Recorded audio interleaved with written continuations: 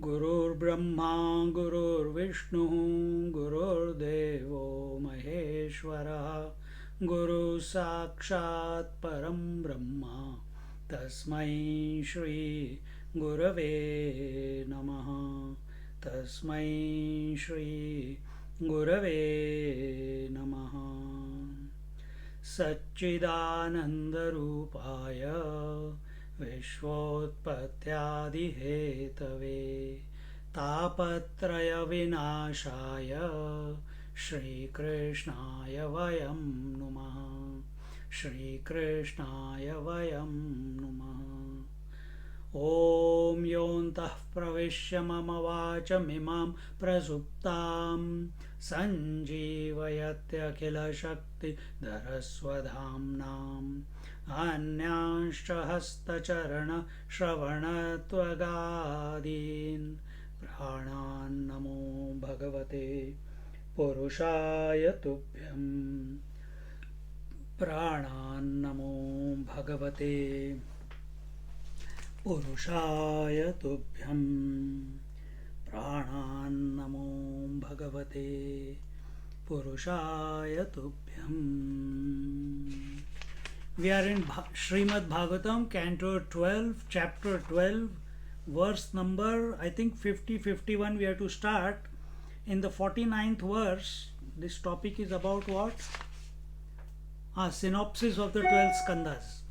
And here the topic that was, the 49th verse said, Tadeva Ramyam Ruchiram Navam, Tadeva Ramyam Ruchiram Navam Navam, Tadeva Shvashanmanaso Mahotsavam, Tadeva Shokarnavashoshanam Nunam, Yaduttama Yasho Nugiyate.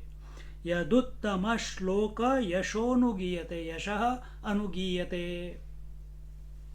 So here he says that the name of the Lord is the most important, is utmost. There is nothing greater than that. And any poetry, any composition which does not sing the glory of the Lord, that is, and even though it is the most beautiful, most hilarious, most contemplative, but if the glory of the Lord is not in there, such poetry, such compositions, such singing or reading, the saints and sages do not read or indulge in.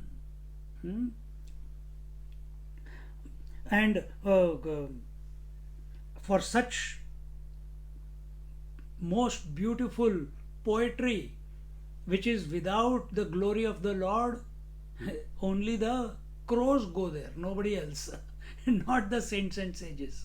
Remember, we talked about the crow and the hamsa. Hamsa is the discriminative one. Kawa is the one who puts his beak anywhere, even in the vomit, even in the fecal matter, in the cow dung, anywhere he will pick up anything what to fill up its stomach. So the saints and sages are very discriminative, only where the Lord's glory is sung. And in this way, even if the poetry is not good, the grammar is not correct, even then, if it has the glory of the name of the Lord, then the saints and sages keep singing those compositions.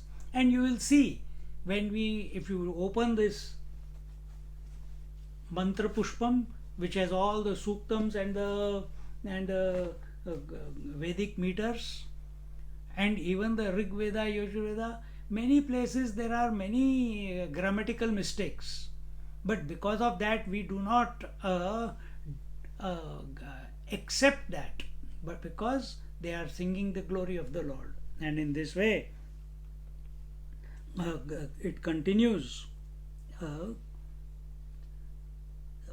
we saw this here. न तद्वचश्चित्रपदं हरेर्यशो जगत्पवित्रं प्रगृणीत कर्हिचित् तद्वाङ्ग तद्वाङ्क्षतीर्थं न तु हंससेवितं यत्राच्युतस्तत्र हि साधवो मलाः.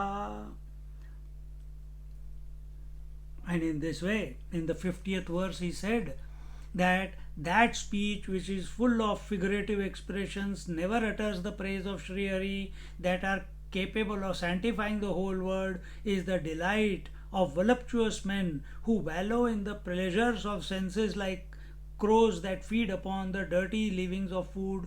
It is never resorted to by the swan like men, that is discriminative. When discrimination, we told you it was about those who are able to separate, just like the swan, Hamsa, is able to separate the water and milk. The saints and sages are able to separate the truth and the untruth, the real and the unreal. And for pure minded saints, take delight only where the Lord's name is uttered, is Lord's glory is sung, spoken of. Then in the 51st verse, I think we were here.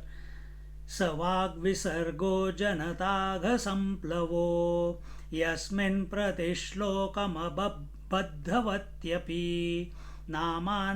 नामान्यनन्तस्य यशोऽङ्कितानि यच्छृण्वन्ति गायन्ति गृह्णान्ति साधवः.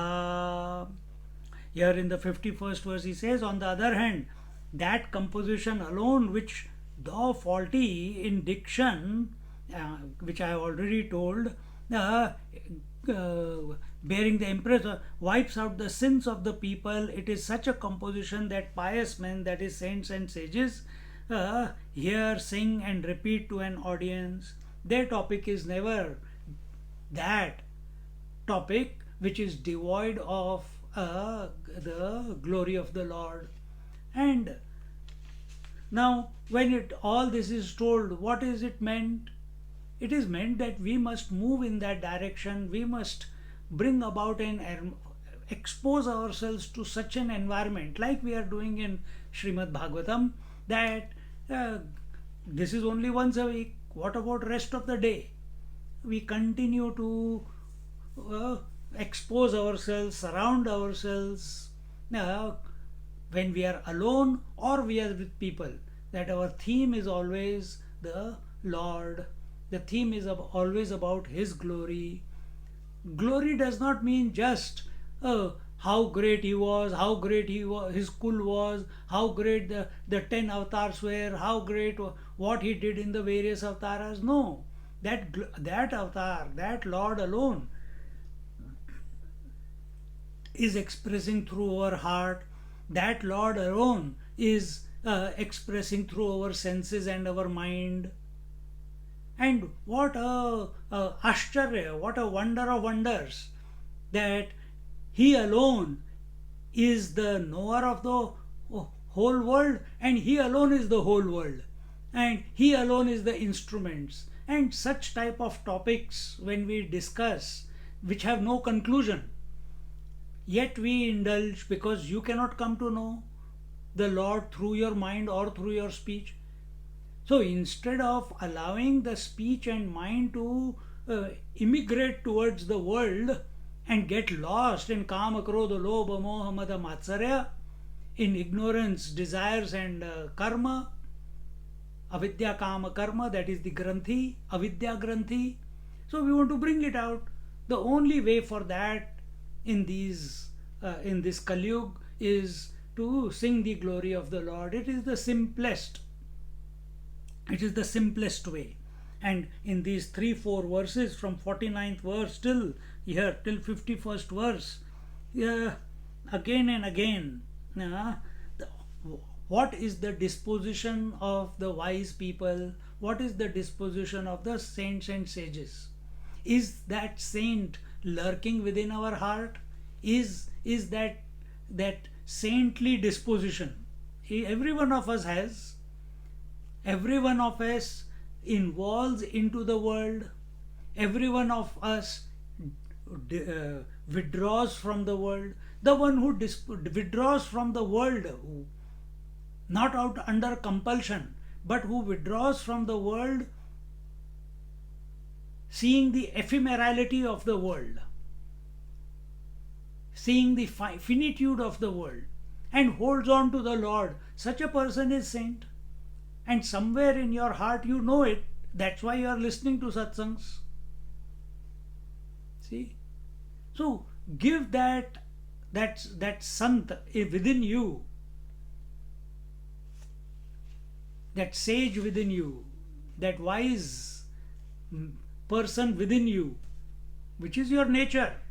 How will it come to the forefront? When we sing the glory of the Lord. So you sing the glory of the Lord like the saints and sages do. Automatically that sant, that wise person, that devotee, that will come forth. And it's as simple as that. There is no science behind it. There is no manipulation there. There is no too much of efforts. Lovingly remember the name of the Lord. Lovingly sing the name of the Lord. When? Throughout the day. Whatever you are doing, do it for Him. Whatever is happening, let it happen. Why? What do you mean by let it happen? See that whatever activity is coming out of you by manasa, vacha, kaya, it is the expression of that divine alone. You get out of the way. This disposition you keep.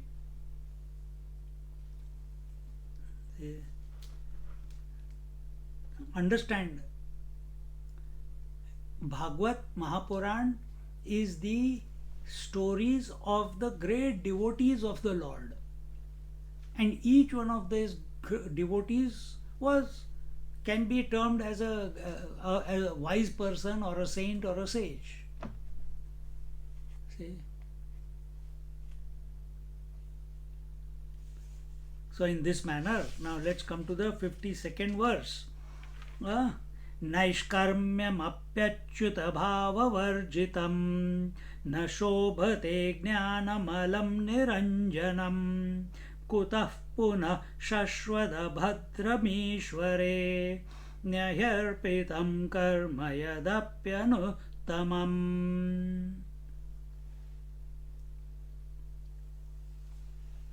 Even if the knowledge is Niranjan. Anjan means what? Anjan means the collyrium. Niranjan, where there is no darkness, there is no impurity, there is no corruption possible. Sun is that where there is no darkness possible. Similarly, Gyan, when we say Gyan does not mean the scriptures. That is the secondary definition of Gyan. Primary definition of Gyan, we just saw that in Kathopanishad. What is the primary definition of Gyan? Gyan means Brahma Vidya. Gyan means the infinite spirit, the infinite truth, who is none other than the Lord. He alone is the Lord. So that, what is that Gyan? Is that Gyan to be searched somewhere? No. That Lord Himself says, who knows He is the infinite truth, He says, I am expressing in and through every one of you. So our spirit, our self, is of the nature of Niranjana. It is without any blemish. It is without any darkness. It is without any corruption. Then where is corruption? We see good thoughts, bad thoughts, ugly thoughts, lusty thoughts. They are not in the spirit. They are in the mind. and you are not the mind. Why? Because you know the thoughts in the mind are coming and going, so the knower has to be other than the known. Be that. That unknowable knowable, that divine is Niranjana, that Jnana, that Brahma Vidya, that Atma Vidya, that Ishvara is Niranjana, without any blemish, without any darkness. It is Nirmala. Nirmala, Mala means dirt, impurity. Nirmala, that which is absolutely pure.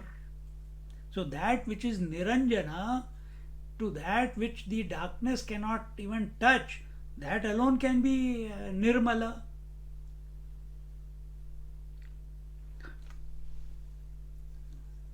See?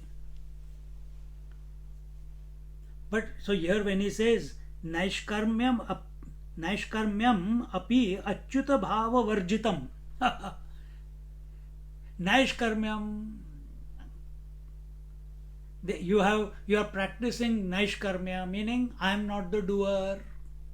This knowledge has clicked in you that in your life you are practicing that I am not the doer. What happens to such people who are practicing this? And here it says api achyuta bhava varjitam. So such people, some of you who have come with me to Badrinath, you will have seen people sit at the door of the Badrinath and for hours with eyes open they are looking at the gateway of the Badrinath, of the door. People go into samadhi. Samadhi is not the solution.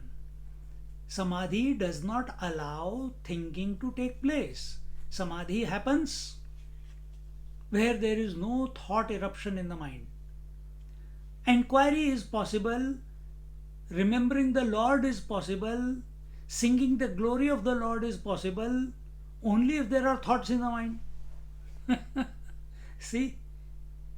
And if we are going into samadhi again and again, or nahin, sab kuch theek hai, sab badhiya hai. So here when it says that knowledge which is Niranjan, which is Nirmal, but Achyuta Bhava Varjitam, but does not have the love for the Lord, does not have the feelings for the divine, does not have the feeling towards the Ishvara, towards the Narayana. What happens? Varjitam. Na shobhate jnanam alam niranjanam. Alam na shobhate. So that knowledge, and even if it is the secondary meaning of the knowledge, that knowledge, if you have collected of Upanishads, etc., which is Nirmal, Niranjan, it is taking you to the truth. But if that knowledge is not bringing up, concluding in love for the Lord, this scripture says again and again and again, the climax of knowledge is devotion, and climax of devotion is knowledge. In other words, when knowledge matures, devotion precipitates. When devotion gets mature, knowledge precipitates. Means there is a rain of knowledge. Without studying scriptures, Nisargadatta Maharaj, Ravana Maharishi, Anandamayi Ma, where did they study any scriptures? All they had was love for the Lord. Mirabai, and yet every word that comes out of their mouth, it is a scripture. Kabir Das, how many Kabir Dohas you have studied in school? See, there is a whole Kabir Panth which follows the teachings of Kabir. Ramakrishna Paramahansa was educated, yes. So like so many Mahatmas are there. So that is one side. Maturity of devotion leads to knowledge. And the opposite, maturity of knowledge must lead to devotion. What does it mean?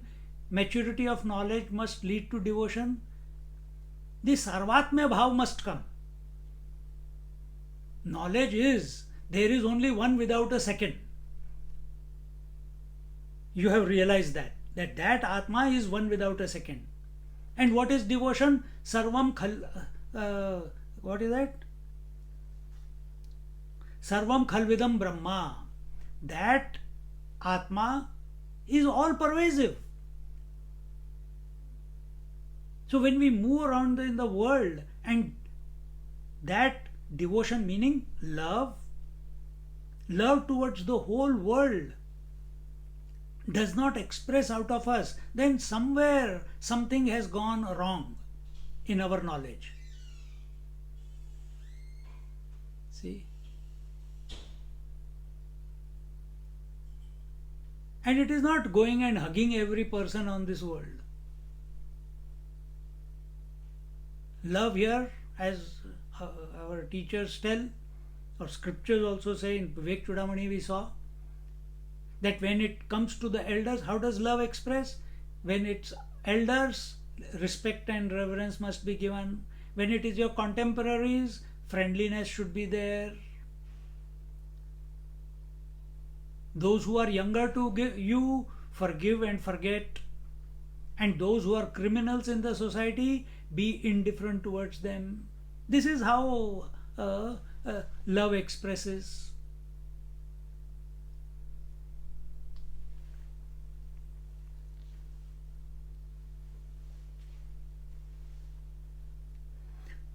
So that knowledge which is Niranjan, which is Nirmal, and but devoid of Bhagavad Bhakti, it looks beautiful for some time, but it is not divine. It is beautiful, but it is not divine. Why? Because alam na shobhate. Na shobhate jnanam alam niranjanam. So alam na shobhate. And what is in the karma? Nishkam means, nishkam karma is what? That karma, that action which is performed without the kam, meaning those actions which are not motivated by desire. That is nishkam karma. So even if we do nishkarma karma, and many people are doing, but in that nishkama karma, if Bhagavad Bhakti is not there, that karma does not become beautiful.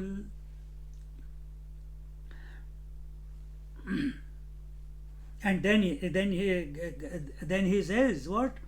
Kuta punash shashvad adramishware na hyarpitam karma yad api anuttamam.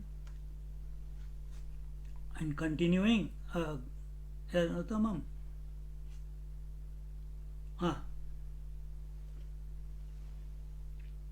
Continuing in the 52nd verse, or did we read this part here? 52. That wisdom too, which is free from blemish, is that it is a direct means to the attainment of liberation, does not adorn one's soul so much as if it is destitute of devotion to the immortal Lord Sri Hari. How then can action which has not been consecrated to God, no matter if it is of the noblest type, heighten the beauty of the soul, rooted as it is in the sorrow at every stage, both while it is being performed and when it yields fruit? Meaning, when we are performing the action, before the action, during the action, and after the action, where is our attention? Is our attention on ourselves? Is our attention that I'm just doing my duty, and so mechanically we are doing our duty? Or is our attention before the activity, the attention is on the Lord, during the activity, the attention is on the Lord, at the end of the activity, which is karma phala, that is also accepted as the prasad of the Lord, whatever it is.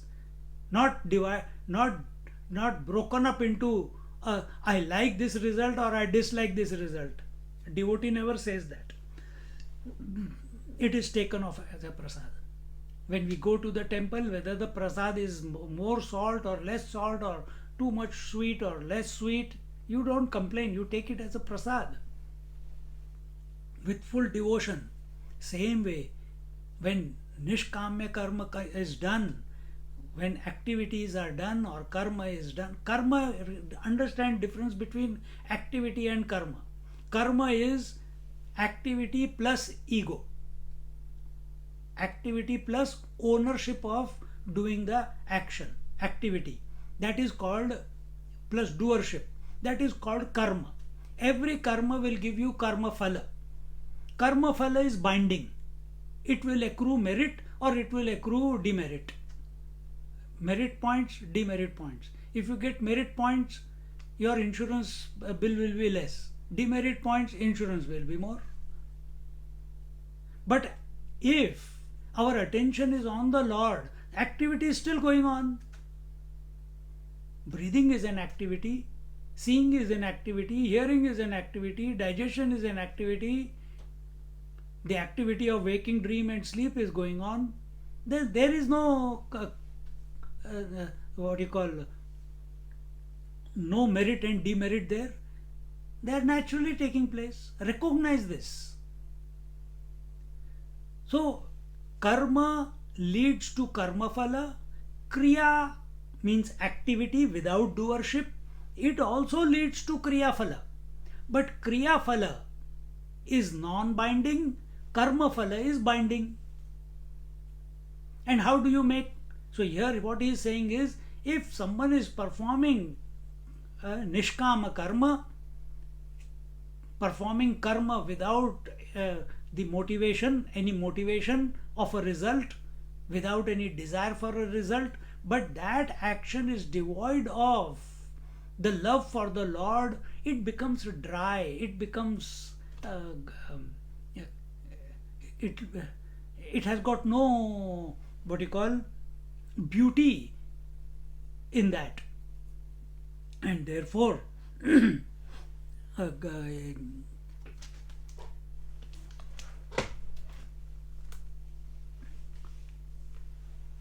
somewhere along the way such a person will fall into what you call, into ownership of the karma. If nishkama karma, you have heard it, you are performing it, and your attention is on the divine, then there is no fear of fall, because the strength, the atma bala that comes to us, that is only possible from by the grace of the Lord. Because before karma, during karma, after karma, our attention is only on the divine. That He alone is prompting this action, He is only performing this action, and He only is giving the prasad of that action. Story over. We have come out of the way. We are nowhere in the picture. When we come into the picture, that's when the punya papa begins, likes and dislikes begin, which lead to sukha dukkha. And therefore in Gita it is said, sukha dukkha samay kritva labha labho jaya jayo, remain in the middle, remain equanimous, remain a witness of joys and sorrows, gain and loss, victory and defeat. Do not react. If the mind is reacting, let it react. You stand apart. If push comes to a shove, you are untouched by whatever is going on. Sukha dukkha, labh hani, labh alabh, and jay ajay. Victory and defeat. So in this manner, in the 52nd verse, it was told,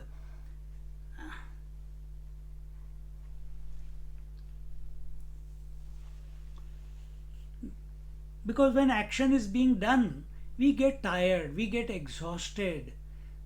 No action is free of obstacles. Something or the other will come. All of you have had the experience: building the house, getting children married, growing up, going into university, driving your car from one point to the other. So many difficulties come along the way. So no activity can be free of mishaps. So are we only going to keep blaming the other? Are we going to continue to be living a life of sorrow in and through our activity? Because we cannot escape from activity. We find we are in this body, and activity is the way, is the norm of this body. Manasa vacha kaya. So how do we find a safe haven that activities are performed and yet we are untouched by the activity? The only solution for that is, do not be achyuta bhava varjitam. Pull the Lord in every aspect of our activity. Pulling the Lord is remembering Him all the time.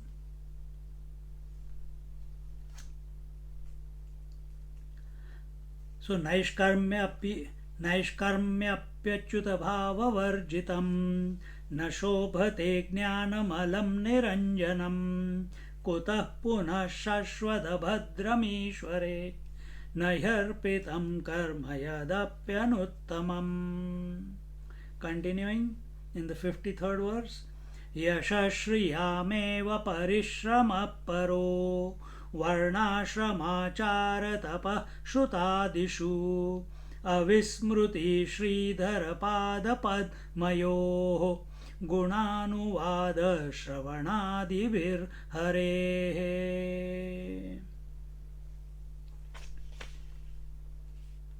He says in the 52nd verse,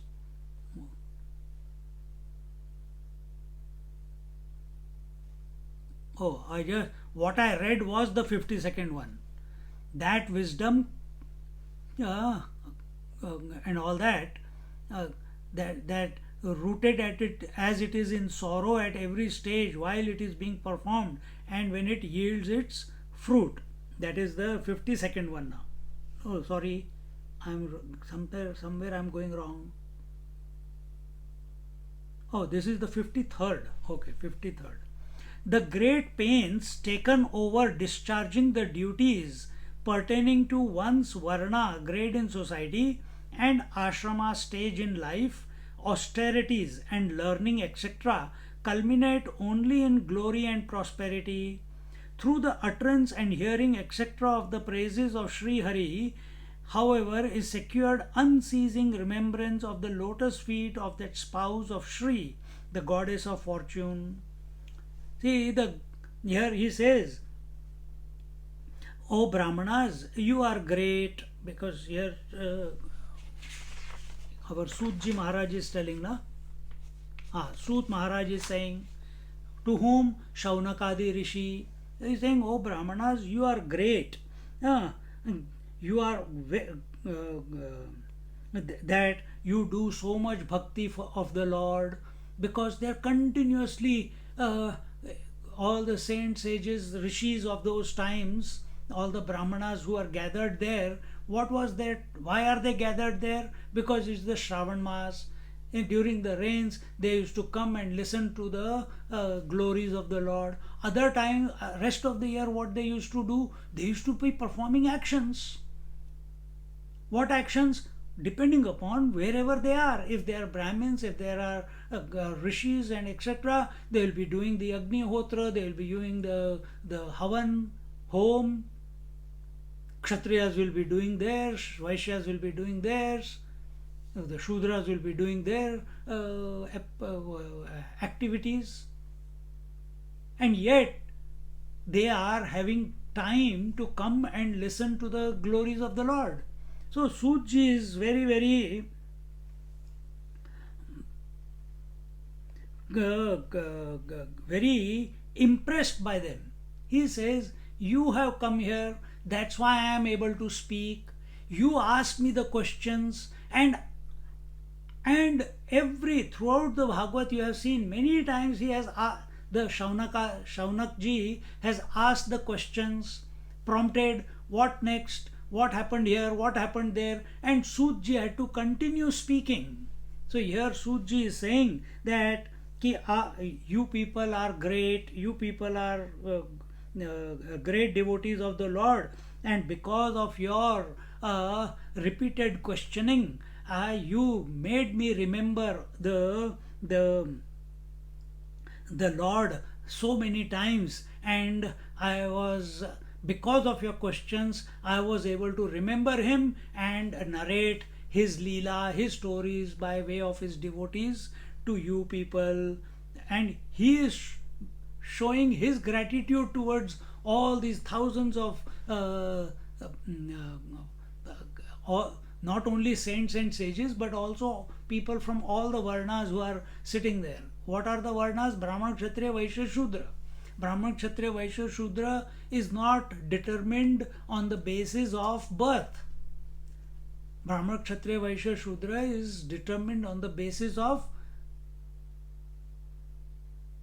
jnana and karma, knowledge and action. The knowledge, if we have studied Bhagavatam, that knowledge of Bhagavatam, what we just now saw, it must reflect in our actions. And where do actions happen? Manasa, Vacha, Kaya. So the thoughts that we have exposed ourselves to last 14 years, or last 5 years, or last 1 year, or last 1 day, and if we have been available to it, our approach has been positive, our approach has been with devotion, we have come with faith, then automatically, if we have come with faith, automatically the teachings get inculcated within, and they start expressing, because you are convinced that whatever is being told by Bhagavatam is true. There is nothing to doubt about it. But where there is a doubt, there the problem comes, there, because the ego is there. See? So here he is praising these, and therefore Mahatmas, saints and sages say that that our situation, we are swamis, acharyas, teachers who are taking classes. How can we take classes if you people are not there? And who are you? You are all involved from all different backgrounds. Someone is single, someone is double. Double meaning husband and wife, not in size. Someone has one kid, 2 kid, 3 kid, 4 kid. Someone has a job, doesn't have a job. Someone is struggling. Someone is having plenty. And in spite of all that, with all those responsibilities in your life, because all these people who have come there, the Brahmanas, they are all married people. Apart from the saints and sages, the rest of them are all married people. So they are continuously, day in and day out, it's a question of survival, it's a question of procurement, it's a question of maintenance of the family. And yet, these people are, from their busy schedule, they keep aside all their problems and they come for 1 or 2 hours here in Bhagavatam, 3 hours. Sut ji is saying, you have left everything, you have kept all those issues and problems on the side, and you have become available to listen to the glories of the Lord. Just like you people have become available to listening to Bhagavad for 3 hours every Saturday. Come, some of you, though, you don't care what happens in the world, you are here. Hats off. That's what Sut ji Maharaj is saying.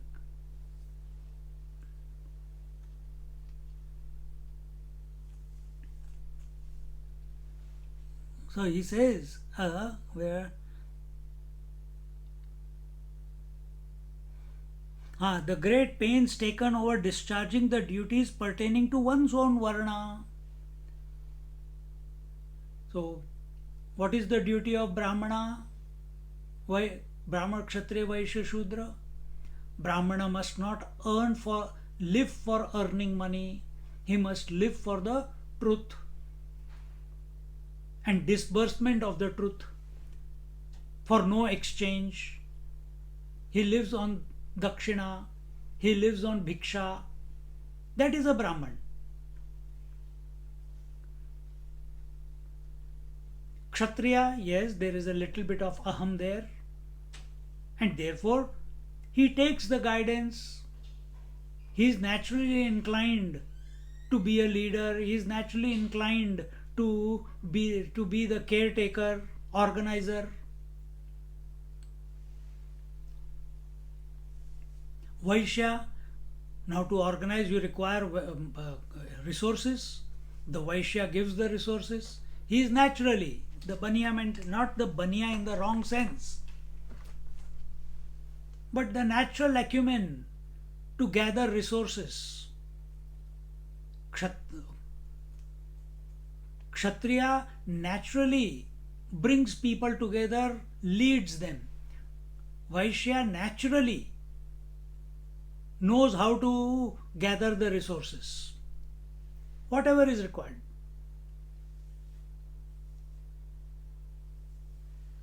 And the Shudra by nature is lazy, and therefore he serves the above three. And does it mean that Shudra will remain Shudra all the time? No. If he gets the knowledge, he can raise himself to be the Brahmana. How? Valmiki. How? Ajamil. Ajamil was a Brahmin. He became worse than a Shudra. He was thrown out of the village. Then at the time of death, the Vishnu Dutas and the Yama Dutas came. He heard the conversation, turned around his life, again came to be the Brahmana. See, so who does not fall? Everyone falls. But if child also falls, so many times the child falls, but he does not have a doubt that will I be able to walk or not. He is excited with his future. He is already seeing that he is going to run one day. And in that process, many times he will fall, but he will cry also, but he will eventually run. Are we having that type of attitude? That we will eventually, Kabir Das ji, he was a weaver. Gora Kumbar, he was a potter. Anand Maima, we don't know what her background was. Nisarga Datta Maharaj, he was a pan bidi shop owner. Vedanti, read that I am that.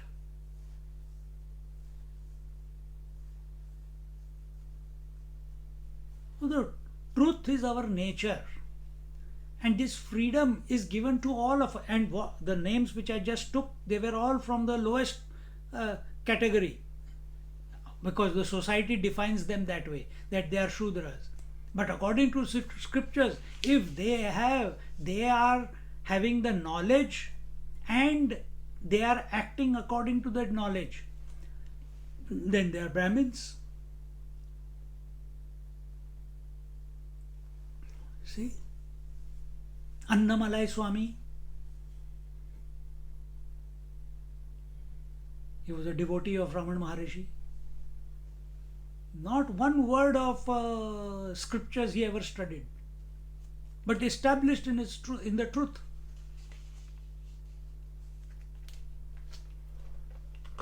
What Ramana Maharishi said was the final word for him.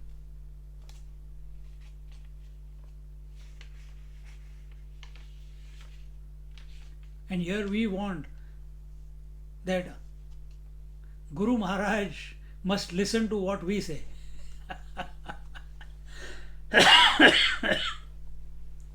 देखो. So he says here that the great pains taken over discharging the duties pertaining to one's varna, grade in society, and ashrama stage in life, both whether you are a brahmachari, grahastha, vanaprastha, or sannyasi, or you are brahman, kshatriya, vaishya, shudra, wherever life has placed you, there are difficulties, there are challenges, there are obstacles, yet you find time to come to and be available to the satsang. You have the acumen, you have the love for the Lord to come and ask these questions, to listen to the glory of the Lord. Prostrations to you, O Mahatmas, O Brahmanas.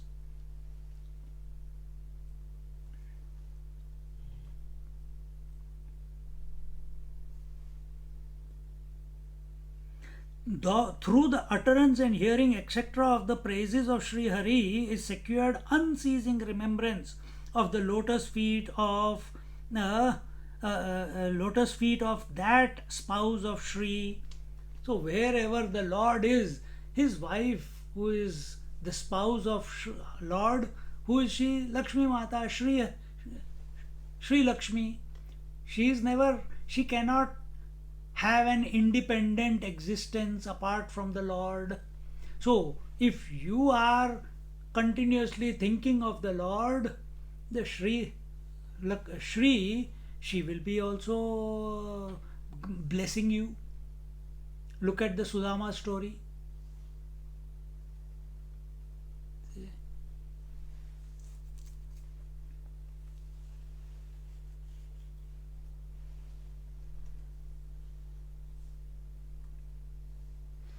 So these stories are such that that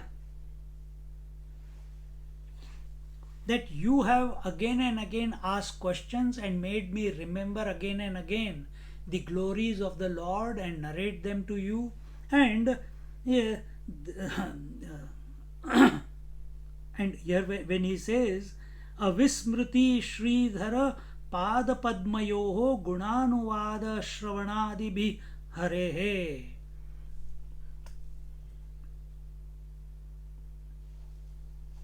That when we do not forget Sridhara Pada Padmayoho, when we do not forget the holy feet, the auspicious feet of the Lord Sridhar, and keep singing the glory Gunanuvada, keep speaking about it, keep remembering the qualities of the Lord, the glories of the Lord, singing the praises of the Lord.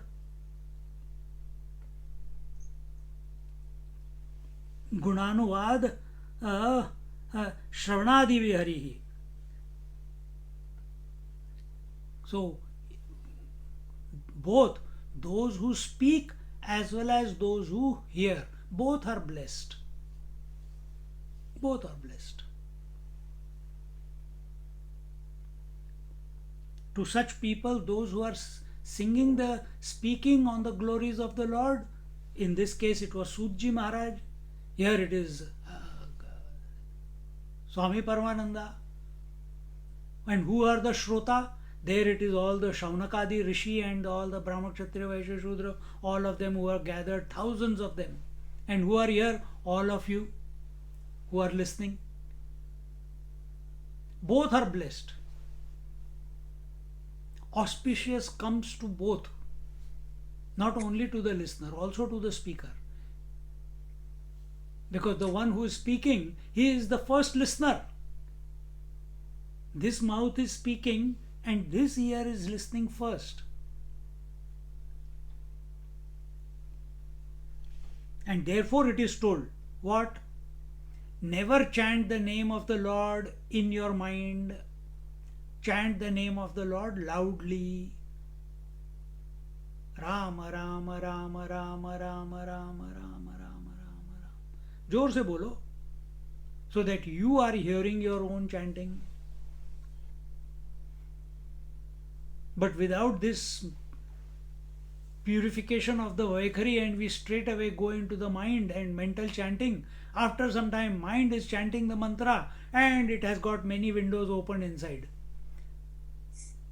Window of what is to be done, what is not to be done, which bills to be paid, what needs to be fixed, how to tackle the problem at job tomorrow. All these windows are pop-ups are open, and on one part of the mind is chanting Ram Ram Ram Ram. Not like that. Bhava yukt, achyuta bhava, not varjitam, avarjitam.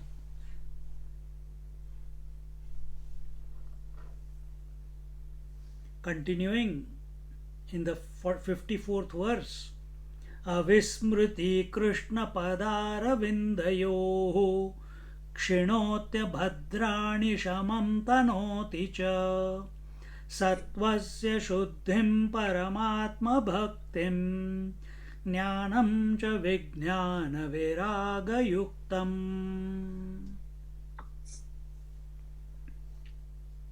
He says,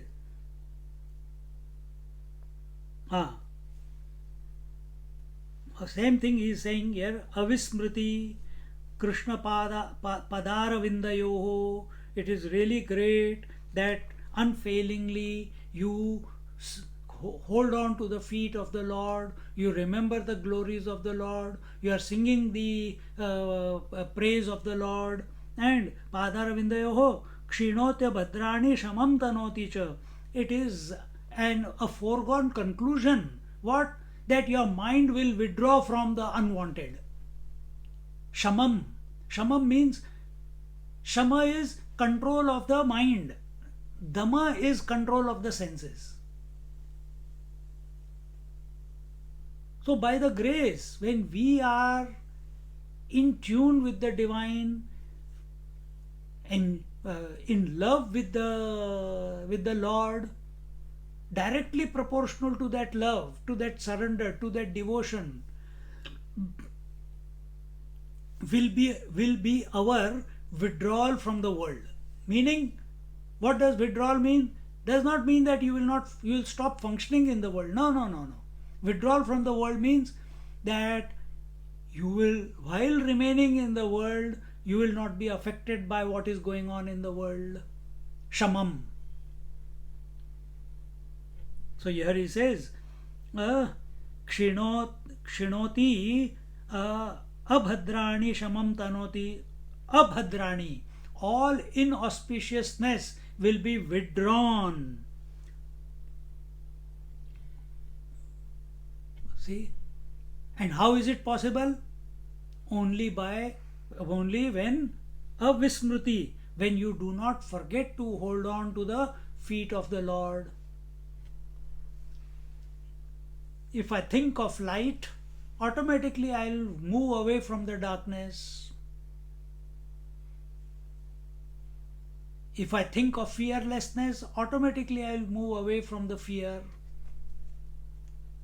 If I think and contemplate and surrender to the divine, I'll move away from undivine. What is undivine? Changing is undivine. Changeless is divine.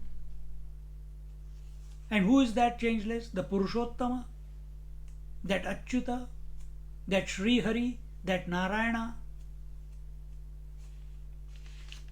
that Madhava, that Gopala, that Govinda. So many names are there.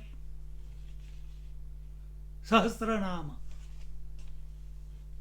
Think of him. Have a relationship with him. Offer your mind at his feet. Offer all your emotions, all your thoughts at his feet. Incessantly. Then we don't have to withdraw from anywhere. We don't have to think of, what will happen, what will not happen. No, everything will be taken care of. Don't worry. That is his assurance. Yoga kshemam vahamyaham. All efforts that we put for what? We are putting efforts in life to get what we don't have and protect what we have.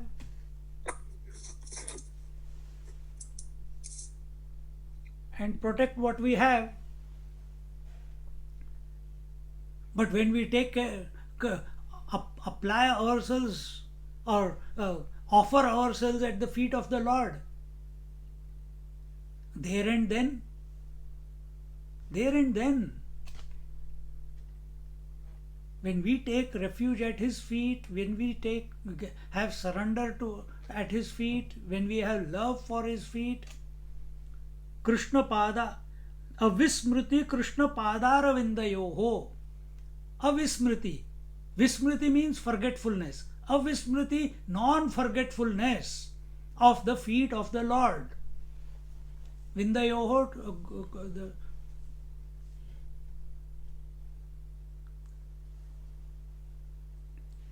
the two feet. What will happen? All inauspiciousness. What is inauspiciousness? Avidya. What is avidya? All that is changing is avidya. That which is not permanent is avidya. That is inauspiciousness. See, the disposition which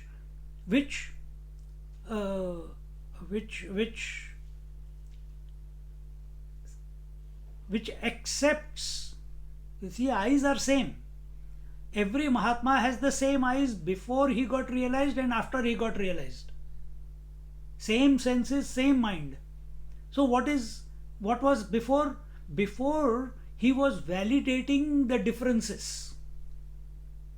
Having surrendered to the feet of the Lord, now with the same eyes, with the same senses and the same mind, now he sees only oneness. See how beautiful it is. Today our Usha Amma sent something. When the egg, something similar. How every person coming into our life is nothing but an expression of ours only.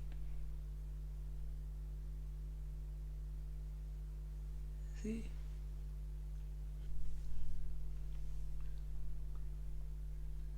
So all inauspiciousness, shamam tanoti me, all inauspiciousness, tanoti means it becomes thinner and thinner and thinner and thinner.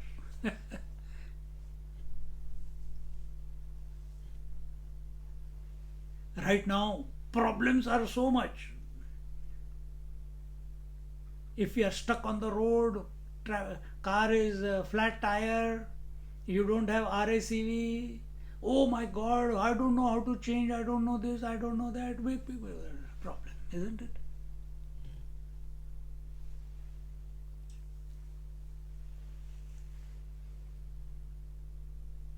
And problems are there in every aspect of our life.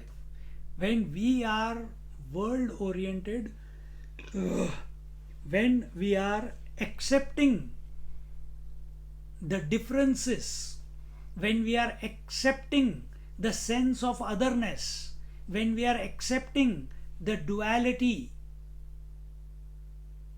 as real, that's when all challenges come. That's when inauspicious comes. That's when only temporary joys come and more sorrows come. But when we hold on to the one Lord, and by His grace, our vision gets transformed, the same world, same circumstances, same family, same body, same mind, same senses, but now everywhere only auspiciousness. In Bhagavad Gita, before the war started, Arjuna was having identity crisis. He didn't resolve his identity crisis by going to a cave, going to Himalayas, or going to an ashram. No.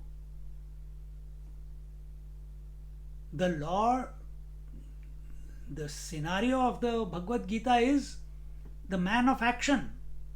You are in the midst of the world, performing whatever needs to be done. And there and then, in the middle of the battlefield, Bhagwan gave him the knowledge. In the middle of the battlefield, that same Arjuna who had an identity crisis became doubt-free, had absolute clarity how to perform. Still all the people were there. Still all the enemy was still there, the battlefield is still there. 11 Akshauhini's army is on the other side, 7 on this side. War is going to be.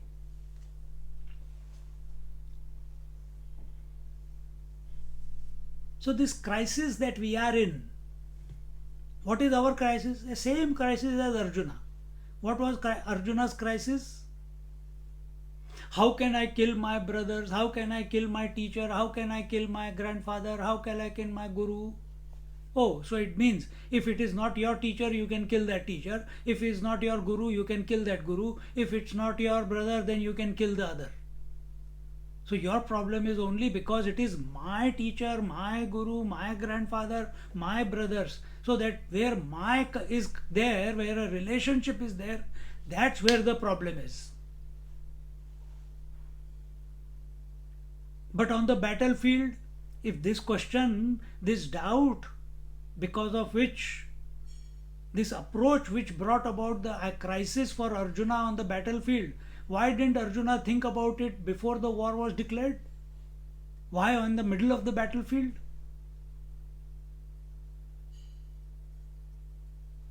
See? And this is what happens to us also. We never prepare ourselves. When the life throws something at us, that time we are nonplussed. That time we have crisis, then we shake and shiver. Then our mind goes round and round. All the symptoms that chapter 1 of Bhagavad Gita tells that happen to us. We have cold feet.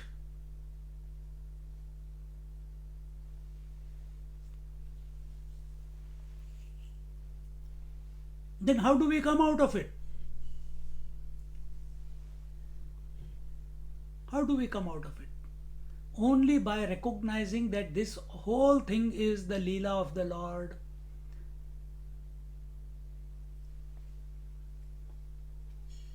And that's what Arjuna came to know. That it is the divine. Everything is divine. He even got a snapshot of it in the 11th chapter.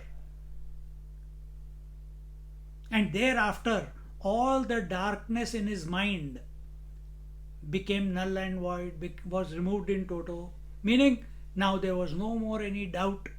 He was ready to perform. Krishna did not say, you have to fight, you have to kill. No. He says, I told you what is required to be told, what you asked me. Now, what you have to make the decision what to do. And in the 11th chapter, he had already told, whether you fight or you don't fight, these fellows are going to die. So question is, are you going to do what you are required to do, what the situation demands? Or are you going to be a impotent fellow? Klibya. Are you going to be a klibber? Impotent. So where do we get the strength in our life to face the challenges of life? Ravan Maharishi had cancer of the throat. Ram Sukdas ji had the cancer of the throat. Akhandanand ji had elephantiasis. Ramakrishna Paramahamsa had cancer. But you never see them complaining.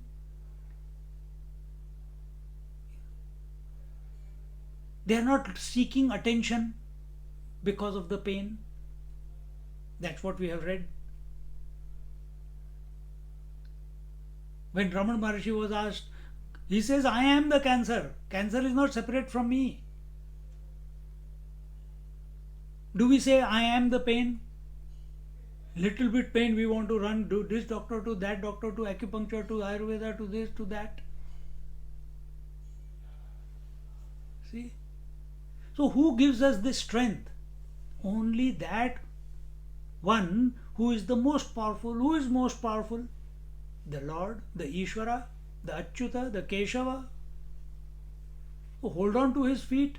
Let him express from our heart, from our mind. For that, our heart and mind have to be surrendered to his feet. And that's what this verse is saying. Avismriti Krishna Padar Vindayoho Kshinoti Abhadrani Shamam Tanoti Cha. As our mind becomes more fixated, more single pointed, incessantly, effortlessly is chanting and remembering the greatness of the Lord, to that extent, all inauspiciousness, in other words, all differences, in other words, all sense of otherness, duality, dualism, all this will start thinning out. Just like the entire waking day starts thinning out of your mind when you are thinking of the sleep every night. This is called thinning out. Even if you want to remember the world, the world as events of the day are not available to you because your mind is naturally, effortlessly focused on the deep sleep. Imagine how much more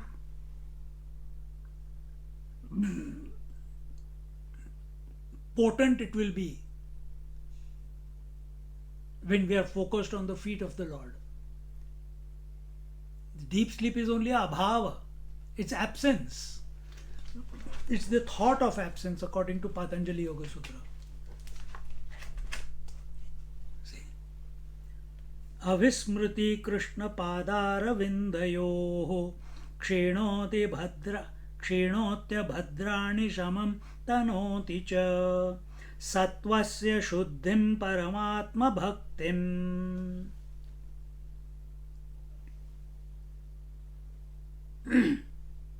He says,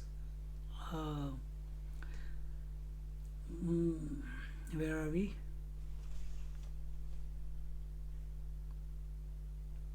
54th, na?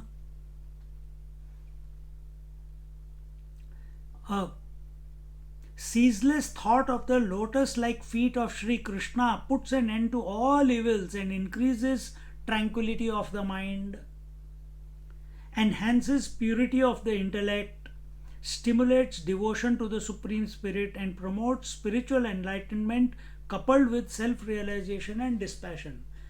What better thing? Instead of going from one Upanishad to the other, instead of going from one chapter of Bhagavad Gita to the next chapter of Bhagavad Gita, so remembering which verse to which will help me to understand the self-realization out of these 700 verses. Which chapter out of this entire Bhagavatam of 18,000 verses, which chapter is going to benefit me more? These questions, every seeker will have these type of questions in his mind. Here the simple answer: hold on to the feet of the Lord. What is that thing? One stop and you get everything from one place. So like before we used to have different shops everywhere. Then came the malls. What were malls? All the shops under one roof. So you have to just enter through the main door of the mall and all food is available, clothes are available, shoes is available, massage is available, haircut is available, cheap stores, expensive stores, everything is available under one roof. Is there a place where I can go, where everything will be taken care of? Yes, the feet of the Lord. What will you get? you will get devotion, you will get gyan, you will get self-realization. That's what you will get, the pure intellect.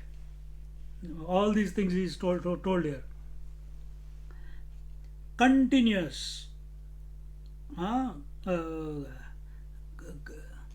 Ceaseless thought of lotus like feet of Sri Krishna puts an end to all evils and increases tranquility of the mind. Then, second part, enhances sattvasya shuddhim. Sattvasya shuddhim, it makes the intellect sattvic.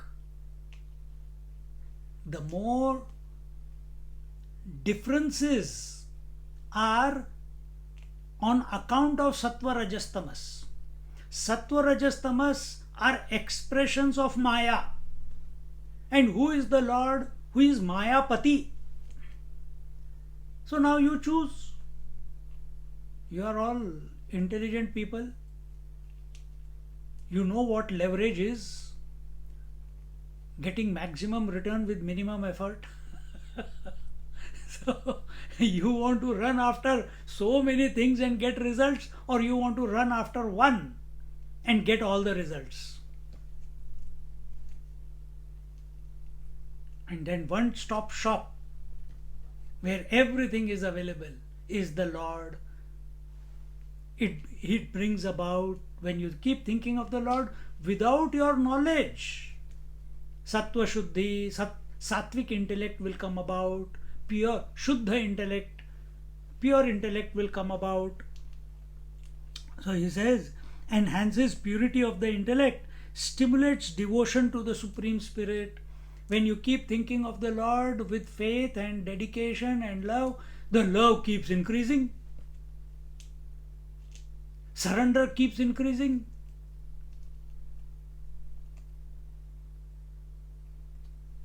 When a child is born, when a person, forget child, when a person is married, after the Jaymala is put, you accept, she is my wife, he is my husband. And your acceptance, your surrender, your what do you call, love for the other, it throughout life it keeps increasing. See? And what to talk about? What to talk about the Lord then, who is of the nature of divinity? When we keep thinking about him, automatically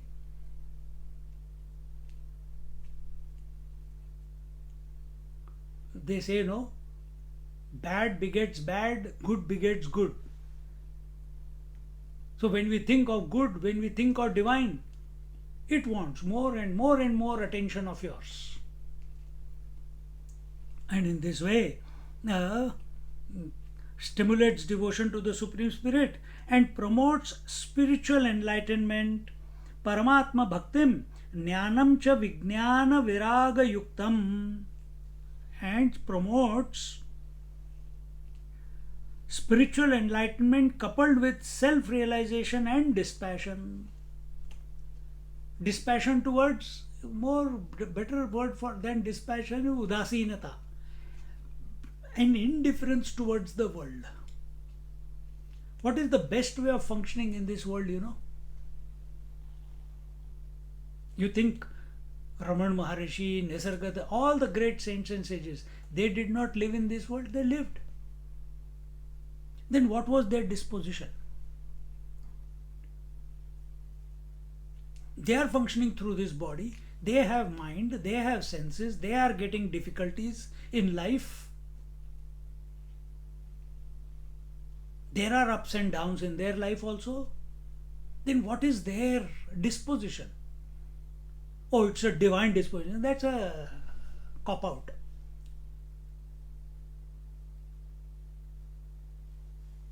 Their disposition, they are on three things. On one hand, they are surrendered heart and mind to the Lord. that gives them infinite inspiration. With that inspiration, they are fully involved wherever life has placed them in this world. With inspiration, joyfully, not cribbing all the time. And the third part is they, with inspiration, they are involved in the world, doing what is required to be done with vairagya, with dispassion. These three things have to come together within us. And this comes if we hold on to the feet of the Lord. On one hand, this part is yours, this choice is yours. To inculcate, to turn your mind towards the feet of the Lord, that is your choice. Rest, everything will start taking place. The purity of the intellect, the focus, the momentum of your mind, completely, just like when you are thinking of the sleep, eventually the mind is absorbed by the sleep. Similarly, when you are thinking of the Lord will absorb your mind. And once it has absorbed your mind, thereafter there is only auspiciousness. There is only infinite energy and inspiration. Now don't misunderstand, infinite energy means you are ready to do whatever and lift this and lift. No. Whichever way He wants to function out of you, out of this equipment, you are no longer there because you are already merged into Him. You don't have a separate identity thereafter. And that infinite inspiration, which is none other than the Lord alone, when He functions, how does He function? How does Ishvara function? He allows the Prakriti to function, involve and withdraw from the world, express as the totality and withdraw from the totality. He is unaffected by it. The Ishvara is ever unaffected. He is the eternal witness of the flux of Maya, the expression of the world and the non-expression of the world. And that is your position and my position. Don't we know? Every day the waking and dream express, and every day they go out of expression and we go back to zero, that is sleep. Every day this phenomena is going. Where is this phenomena? This phenomena is in the mind. Who knows that every day the involvement in the world of waking and dream and withdrawal from waking and dream, which we call as sleep, this goes on incessantly from the time of birth till today. Who knows it? I know it. If you know it, then you are not other than the divine. Ishvara also knows it, you also know it. Then why, after you say, I know it, again you fall back into being someone? Again you become a husband, again you become... No, Krishna also became a husband, but he never got attached to anyone. And yet, all his wives were happy. Yet his own son, Samb, was instrumental in destroying the entire Yadava clan. Still Krishna was not disturbed because it was written to happen that way. Remain a witness. Just like we are not affected, we don't ruminate, we don't indulge, we don't bring back the memory of the dream because it becomes null and void the moment you wake up. You know it was just an imagination. How come we have invested all our energies into taking the waking experience as the real one? Disengaging from this waking experience and letting it be just as another waking dream. For that we have to wake up, and that waking up will be possible only when we vanish in the contemplation of the Lord. We have to allow the Lord to bring about the reformation. reformat our mind and mind, intellect, senses. For that, the old program has to go. What is the old program? The old program, which was dysfunctional, is the ego program, the individuality program. You offer it, use this individuality to think of the Lord, merge into the divine, and allow Him to function. This is the final, we are on the second last chapter now of the Bhagavad. This is the final message. Jnanam cha vijnana viraga yuktam.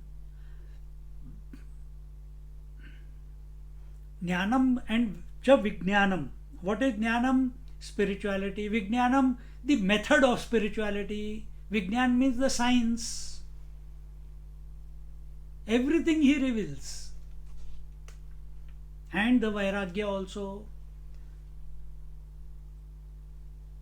You become available to the Lord with the right wish that you want to verge into Him, not because become available to the Lord to fix the world. No, even Lord cannot fix it.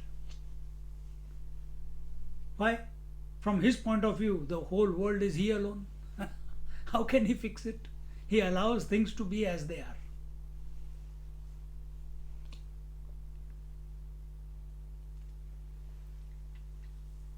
And that's the crux of the Gita, of the Upanishads, of the Puranas.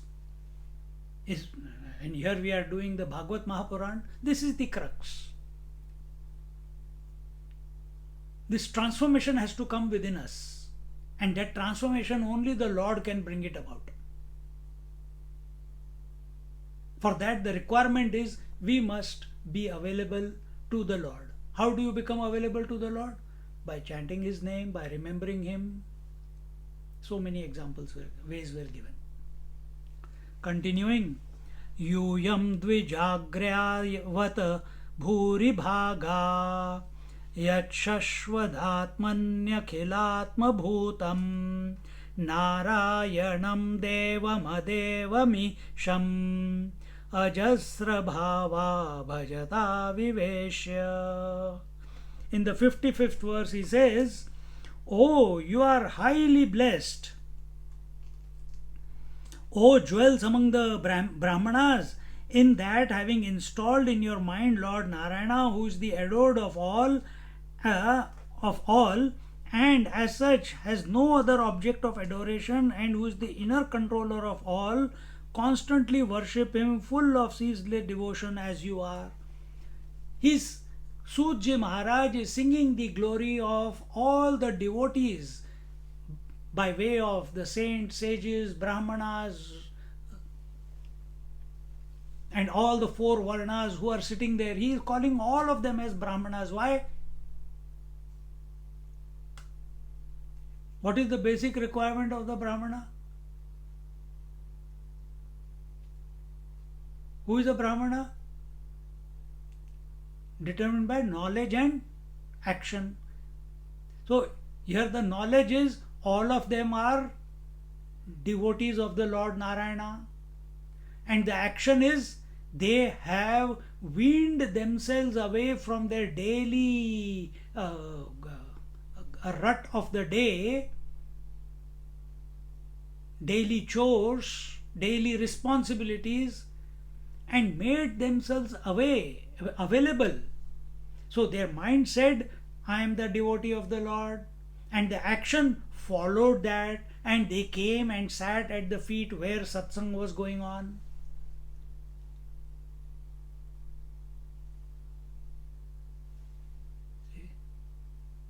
This should not lead to, oh, I am a great devotee. No. This also, when it comes, the teacher, the speaker,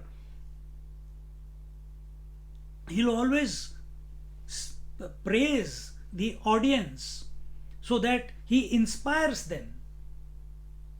But these words should not bring about an that ego that, oh, we are great devotees. No, this is by the grace of the Lord alone that we have all come together. He was the inspirer. He only made us come to this place. He only inspired the legs to move in this direction.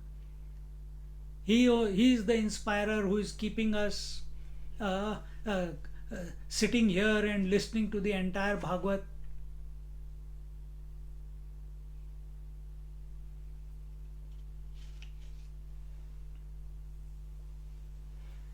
Kenopanishad says, Keneshitam. Who is that? The student asked the teacher, who is that who inspires the eyes, the ears, the pranas, the mind? And the teacher answers, it is the answer, huh? He says the answer, in answer, second verse only of the Upanishad. He says, it is the eye of the eye, it is the ear of the ear, it is the prana of the prana, it is the mind of the mind. So the student says, why can't you give a straight answer? He says, this is the way our teacher taught us. We have told you, now it is your problem, you sort it out. You have to realize it. See? And then, consequently, the student again asks a question and then he answers those questions. See?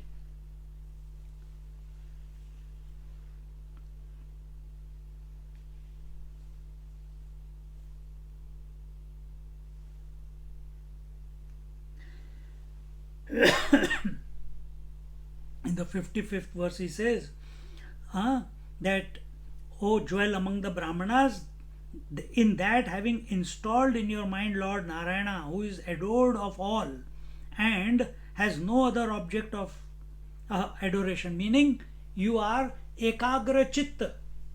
O all of you who are gathered here, you are all single pointed. What does single pointed means? Focused on one to the exclusion of everything else.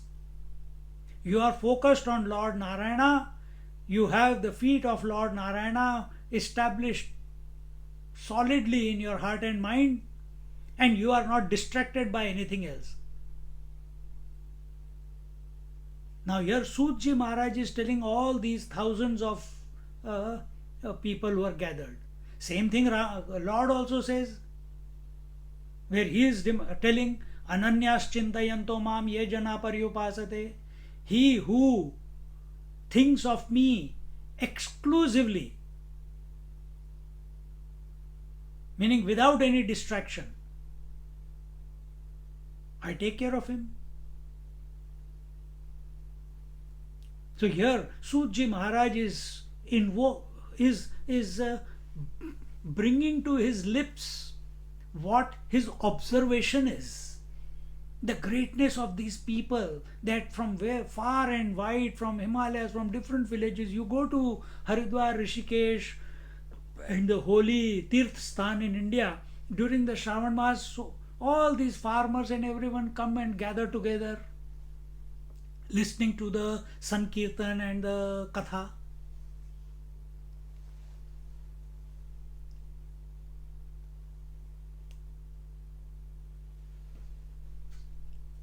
So he says that you have already established your mind on the feet of the Lord. You have surrendered your mind and heart to the feet of the Lord, and you are not distracted by anything else.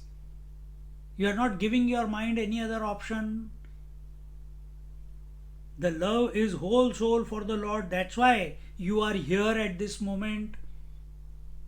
And it's not that Sudji Maharaj completed his Bhagavad in one day.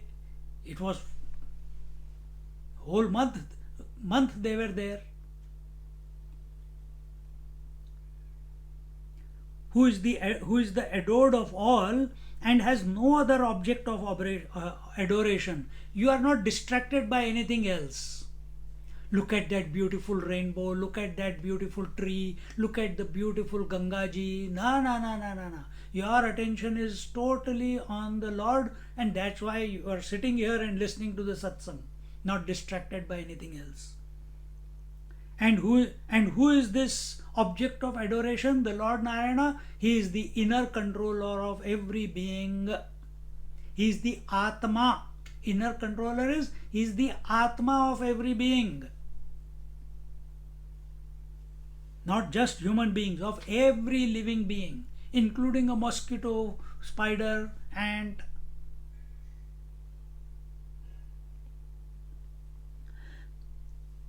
And you are constantly worshipping him, full of ceaseless devotion you are. And what I observe, that daily you are coming, because Shravan Mas, 1 month, the whole every day all these Mahatmas are coming.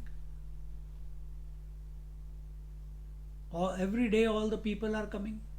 So that observation that it is only because you have ceaseless devotion, undistracted devotion. That's why you are coming every day. Prostrations to you all.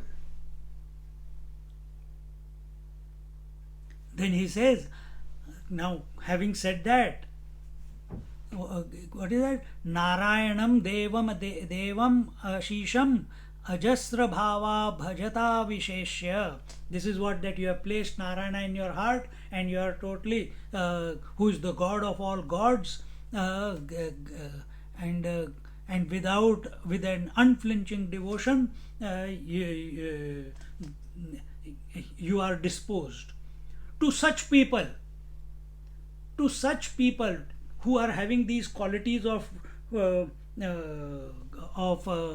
55th verse, Sudji Maharaj says, Aham cha sansmarita atma tattvam shrutam purame paramarshi vaktrat prayopaveshe nrupate parikshitaha sadasrishinam mahatam cha shunvatam.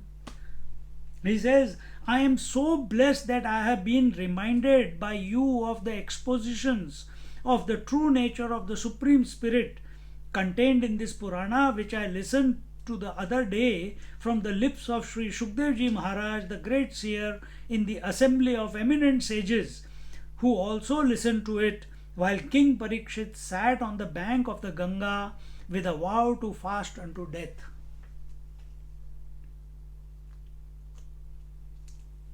Sudji Maharaj is showing his appreciation. He is feeling blessed. Aham cha sansmarati atma tattvam. I am blessed that I have been reminded of you. Sansmarati, reminded. Of what? Of Atma Tattvam. Atma, the self, Tattva, the essence of the self. Shrutam Purame Paramarshi Vaktrat.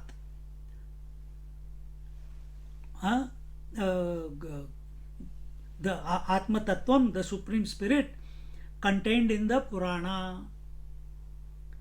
And Shrutam Purame. Purame means which I heard. Pura is in the past. Shrutam, I heard. Which I heard in the past. Paramarshi Vaktrat. I heard from the speech of the Paramarishi. Who is that? Shukdev Ji Maharaj.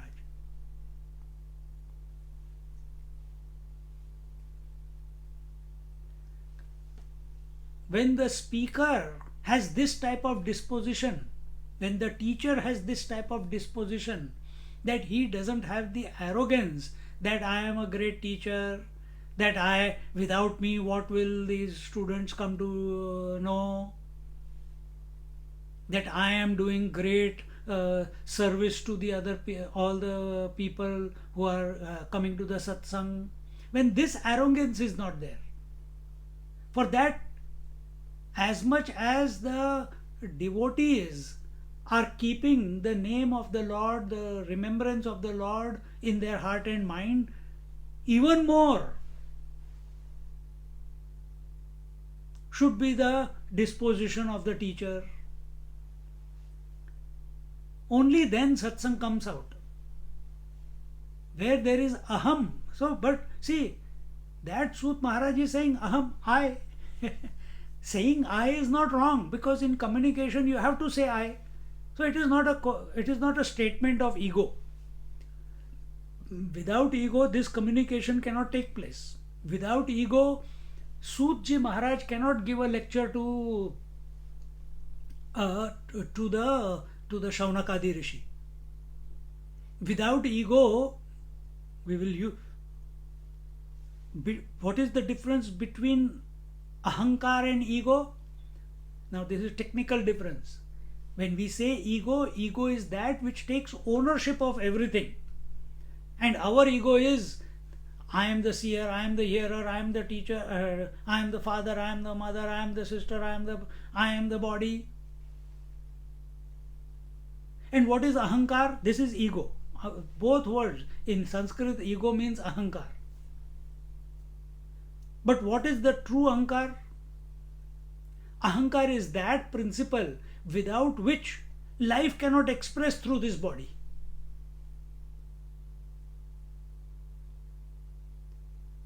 See, without Atma, life cannot express through this body. But that Atma, it expresses as Tamasic Ahankar, it is identified with the body. Rajasic Ahankar, it is identified with the mind. Sattvic Ahankar, that Ahankar is identified with the divine. So who is keeping your body intact when you are in deep sleep, where there is no ego? There is no individuality, as you know, in the waking. That is not available in the deep sleep. There is no one to say I am, I am, I am, I am.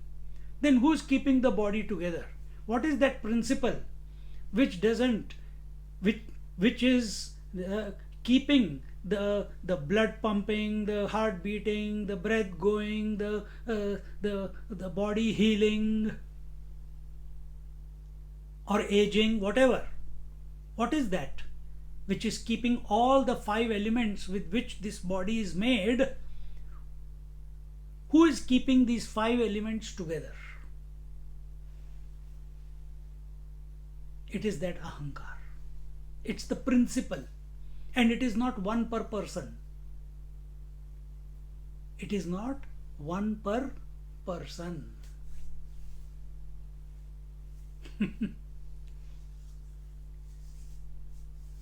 Just like mind is not one per person, ahankar is also not one per person. Oh, really? Then how do we take the name of the Lord? Let Him reveal it to you. He will, have no doubt. Our conviction should be only in one, that whatever time I have left in this life, O Lord, you come and sit on my lip, on my tongue. You make me chant your name incessantly. You make my mind oriented to you. You make my heart oriented to you. I'm not going to ask you, heal me, give me money, give me peace of mind, please make the world healthy. Forget it. Loka samasta sukhino bhavantu. Let it go to dogs. Who cares?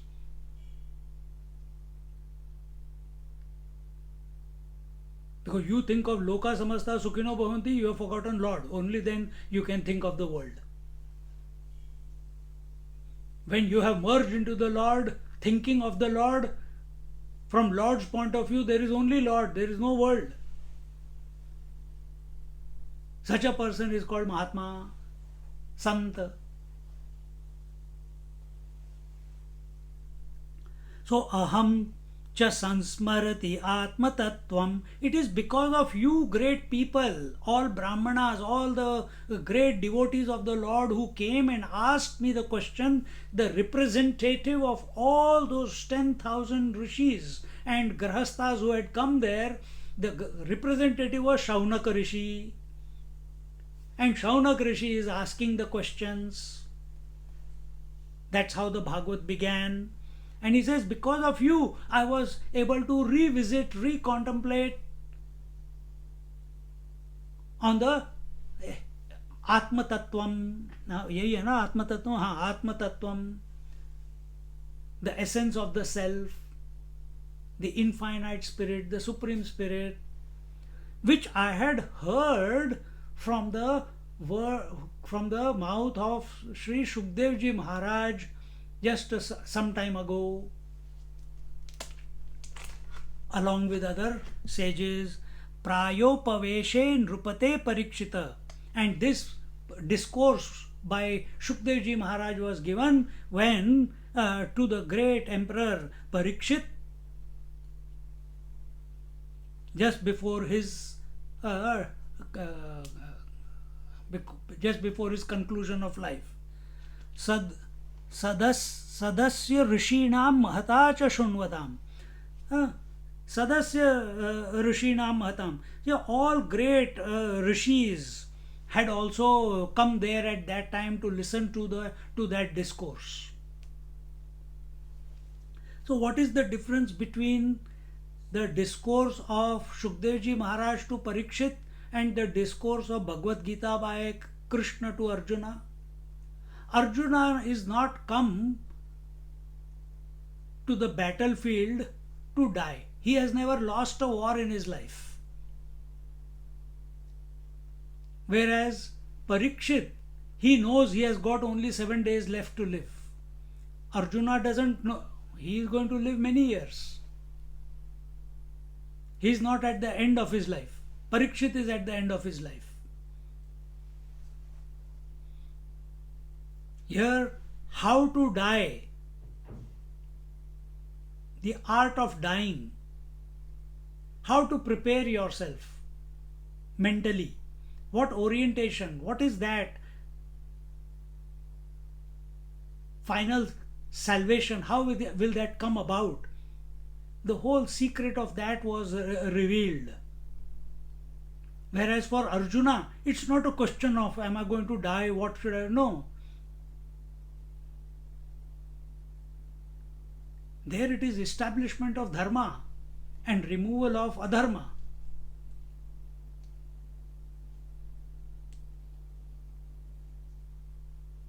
So the scenario is different. Both places knowledge is given. So don't get confused. So when you are listening to this satsang in Bhagavad, are you here to die? Is this issue in front of us that my God, I am going to die? If it is, if in your own independent contemplation, assessment of your life, you have come to this conclusion, yeah man, anytime I can die.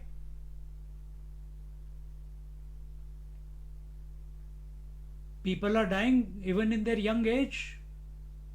And if this has really caught your mind's imagination, then perfect. Then perfect.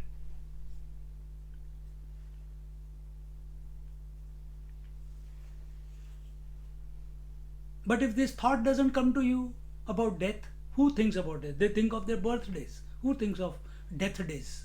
They only think of birthdays. So you are looking forward, you are planning your next 10 years, you are planning next 1 year, 5 years. I'm going to do this, I'm going to start that business, I'm going to plan this, I'm going to have this investment, I'm going to do this travel. Once let COVID restrictions get over, I am going to take revenge of all this 1 and 2 years of lockdown, and I'll travel so much like there is no tomorrow. So many plans we have, isn't it? We'll do retreats, we'll go for Tirth Yatra, we'll do this, we'll do that. Already people are talking about it.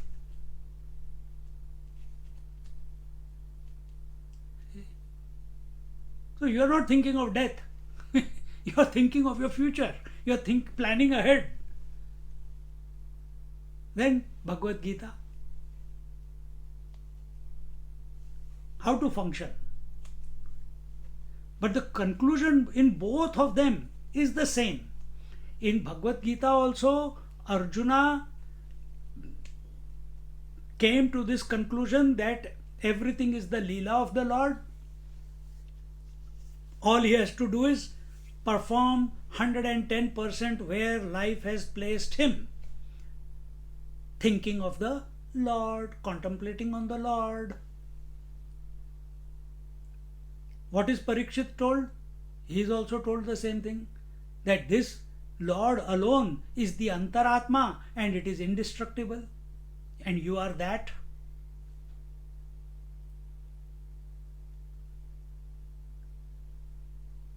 In Bhagavad Mahapuran, he is asked to withdraw from the world because his end is imminent.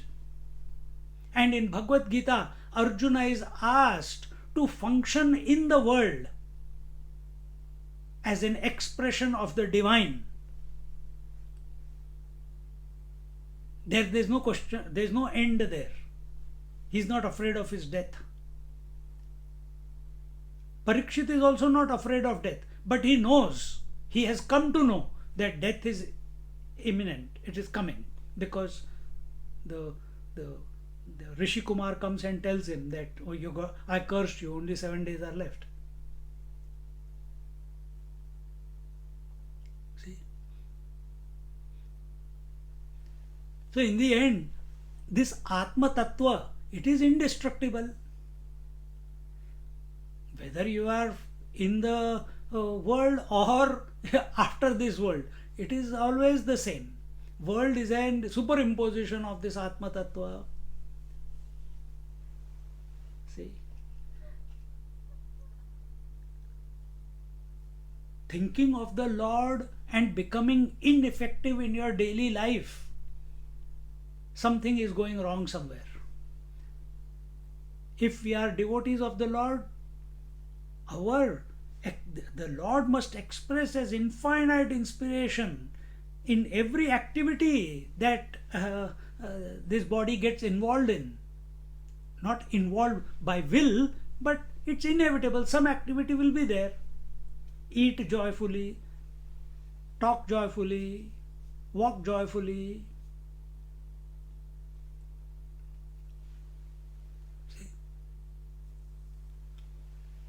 And how do you do this? Not by getting excited. Joy does not mean excitement. Joy means your nature. Joy means it is the Atma, it is the Ishvara in your heart, or the Atma. Atma is Satchidanand Swarup, it is Ananda Swarup. That Anand is the joy, that Anand is the inspiration, that Anand is the spring in your step, that Anand is the twinkling of your eye, in your eye.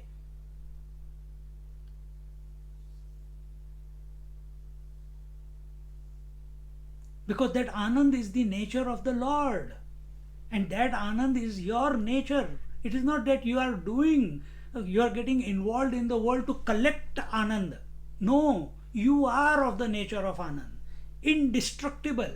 You have always been.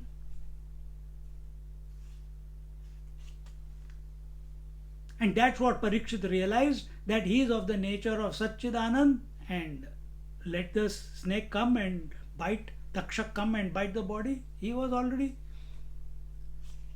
That's what Arjuna realized. That this Lord, whom I am not fully able to understand, but what vision he gave me, wow. He showed me that all this, whether I fight or I don't fight, this is going to happen anyway. And I am not other than him.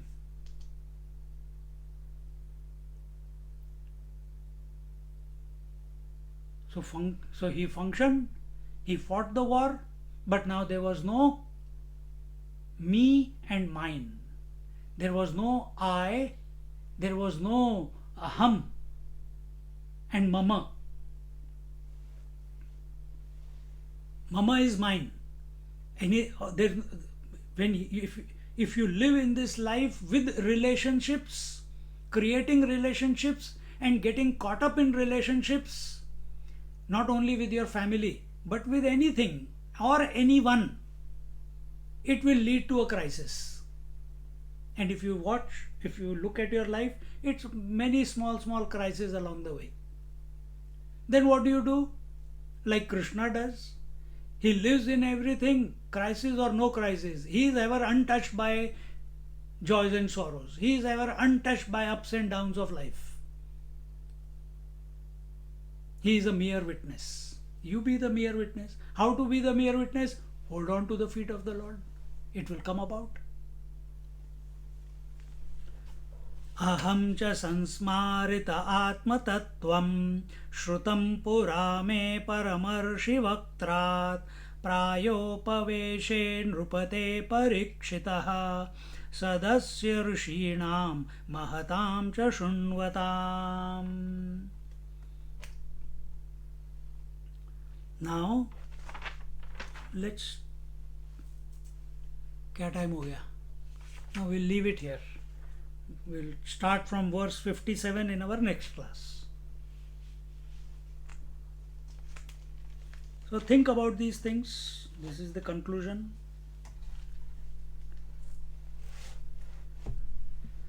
Om Purnamada Purnamidam Purnat Purnamudachyate Purnasya Purnamadaya पूर्णमेवावशिष्यते. ओम शांति शांति शांति. हरिः ओम. श्री गुरुभ्यो नमः. हरिः ओम.